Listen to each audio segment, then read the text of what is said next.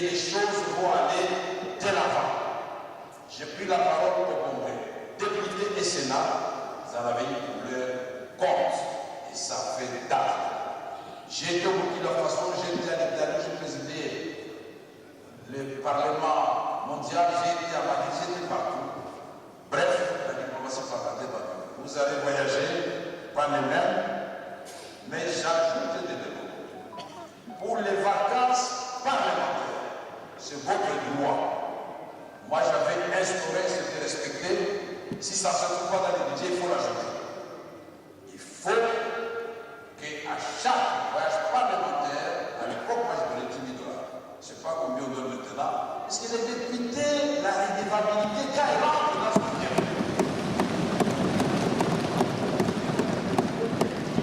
l'ambassadeur qui rentre à Haïti, mais il a 500 personnes qui s'allument. On lui pose le problème de tel centre de santé. Je ne sais pas comment la santé fait appel à celui à Madame. Il faut que vous fassiez les vacances parlementaires. Deux raisons. Première raison, vous n'allez pas seulement voir la population quand vous allez chercher le suffrage. Non. Vous devez rester collé à la population.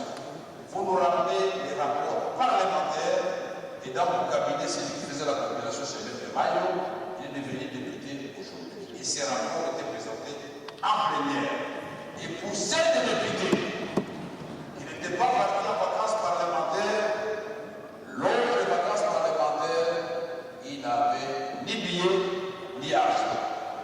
Les Quinois bénéficiaient des mêmes avantages parce que c'était compliqué. On a pris la distance la plus élevée.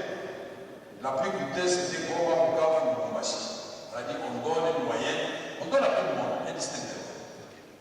Mais là, honorable député, votre mission aussi, c'est d'élaborer les lois. On appelle ça proposition de loi. Vous en avez le pouvoir. Si les réformes traînent du côté du gouvernement, vous pouvez dévancer ici, faire des propositions.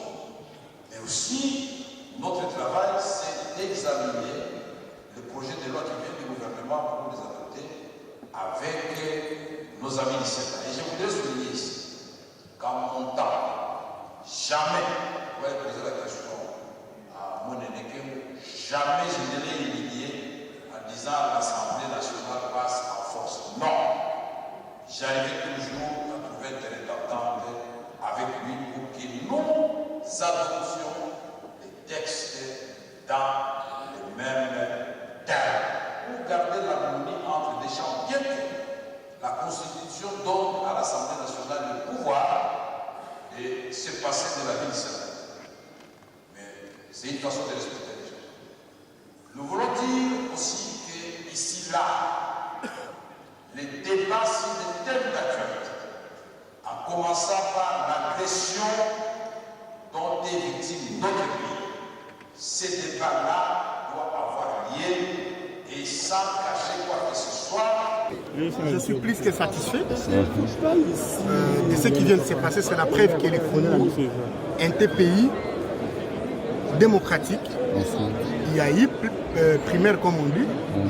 Le maire l'a emporté et c'est le candidat que je soutenais de tout mon cœur. Et c'est tout simplement parce que M. Vital Kamerhe, moi j'étais encore étudiant à l'époque où on l'a vu dans ces pays aller à gauche et à droite pour l'unité du Congo. Et là, je parle bien de lui comme commissaire général du gouvernement, ensuite ministre de la communication et médias, puis président de l'Assemblée nationale. Alors, qui mieux que Vital Kamerhe pouvait présider aux destinées de cette chambre pour 5 ans, et c'est à la satisfaction de tous les députés et par-delà de tous les Congolais. D'où notre dévolu avec tous les collègues qui sont ici dans leur majorité. Nous avons estimé que la victoire de Vital Kamerhe était en même temps notre victoire, les votes de ces jours, sinon les plébiscites qui viennent se passer. Vous ne pensez pas que cela a, s'il vous plaît, vous ne pensez pas que non, cela a un peu retardé les projets du nouveau gouvernement de la première ministre Toulouka? Non, non, pas du tout. Vous savez, rien ne sert à courir. Encore que là, nous sommes dans la mise en place des institutions. L'Assemblée nationale, faut-il les rappeler, c'est la deuxième institution de notre pays. Il serait mieux, sinon il dit que nous fassions les choses proprement, qu'il n'y ait pas de frustration, parce qu'après tout, il faut refaire l'unité de l'Assemblée nationale. À partir du moment où il y a eu primaire, fin au débat, naturellement, nous allons refaire notre unité. Non seulement le candidat Kamere a parlé de la majorité, qui est là, la grande majorité, acquise au président Tshisekedi, mais en même temps, l'opposition a sa place ici. Parce que nous ne voulons pas avoir l'opposition dans la rue, pas plus que dans les rébellions. Et voilà, il nous fallait quelqu'un qui peut comprendre ces jeux, pas celui qui va imposer les choses selon ses humeurs et caprices. Je crois savoir en toute modestie que les Congolais de toutes les tendances qui sont représentés dans cet hémicycle vont s'exprimer à l'occasion des plénières que nous aurons désormais avec Vital Kamerhe comme notre président de l'Assemblée. Et un dernier message à votre base ainsi qu'à la famille INC aujourd'hui qui sont pleins de joie de voir leurs candidats qui remportent cette course. Est-ce qu'il faut-il parler de l'INC ici? Je veux bien parce que c'est un parti politique et ami, mais moi je préfère parler des Congolais qui ont élu Vital Kamerhe à travers nous. Parce qu'il ne faut pas perdre de vue à l'Assemblée nationale. Vous avez les députés de toutes les ethnies et tribus que nous avons dans ce pays. Je pourrais même aussi dire de toutes les grandes formations politiques de ce pays. Et par le fait, encore que l'essai de recevabilité est passé par là, autant que cependant celui d'essai de l'éligibilité, c'est que les députés que vous voyez là sont passés par plusieurs filtres pour ainsi dire les choses. Et de ce fait, c'est que c'est tous les Congolais dans leur diversité qui ont posé cet acte à travers nos modestes personnes. C'est tout aussi simple que ça. Il ne nous reste qu'à remercier Dieu, grâce à qui tout s'est passé selon les règles de l'art. Et naturellement, c'est notre Congo, le grand Congo. Merci beaucoup. Qui en tirera profit. Votre nom, s'il vous plaît? Honorable André Lité ACBA, député élu du territoire de Wamba. C'est ça la démocratie. Le président de la République a prouvé à quoi il est responsable parce qu'il a renvoyé tous les candidats à se concerter. Il les a mis devant leurs responsabilités. Aujourd'hui, vous avez vu la majorité des députés membres de l'Union sacrée faisant partie de la majorité présidentielle ont choisi l'honorable Vital Kamerhe comme notre candidat à l'élection du président de l'Assemblée nationale. Donc, pour nous, c'est un motif de joie et c'est une expression de la démocratie. Ce que nous avons vu, ça n'a jamais été et c'est la toute première fois. Voilà, que vive la démocratie. Vous ne trouvez pas que cela a quand même retardé le nouveau gouvernement de la première ministre? Non, ça n'a pas retardé. C'est ça la démocratie. Parce que le gouvernement sera investi par quelle institution? Il s'agit de l'Assemblée. Il faut qu'on ait un bureau définitif pour que les choses se passent comme il faudrait. Maintenant, nous avons notre candidat que nous allons voter au moment opportun quand le calendrier sera présenté. Donc nous sommes très contents. Tous nous devons rester tous soudés et unis. Voilà le message que je peux passer. Merci. S'il faut parler d'un dernier mot à votre base, ça sera laquelle? Lancez un dernier mot. Le mot, c'est que la base est là et aujourd'hui, nous avons notre candidat président à l'Assemblée nationale. Ils doivent continuer à nous soutenir et nous sommes là, nous allons porter haute la voix pour présenter les desiderata de la circonscription électorale de Kazumba où je suis élu. Donc le reste, nous attendons au moment opportun. Nous allons présenter tout ce que nous avons comme situation dans notre circonscription électorale de Kazumba. Voilà, merci. C'est aussi un exercice démocratique auquel tous les partisans des candidats ont dû se plier.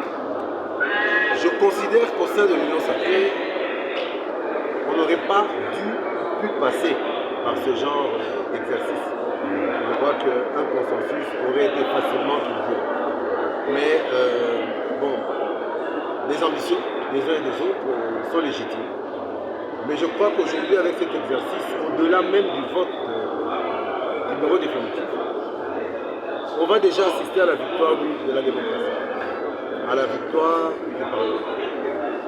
Le vote d'aujourd'hui devrait être la victoire de l'intégrité, de la probité, de la compétence, de l'excellence et de la technicité. Et je ne dirai pas, moi, qui j'appelle à voter, mais tous ces éléments-là ont un seul nom. Et ce nom, c'est Vital Kamerhe.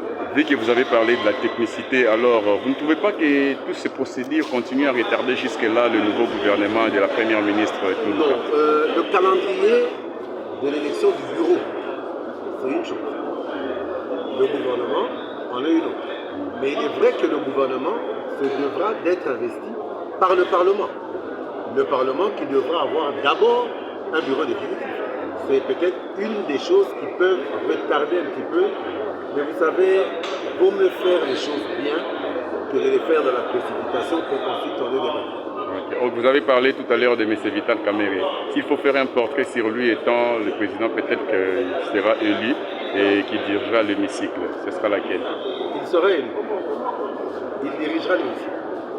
Il est déjà élu dans le cœur des députés, même si beaucoup peuvent faire semblant au nom de leur appartenance à un groupe ou à un autre.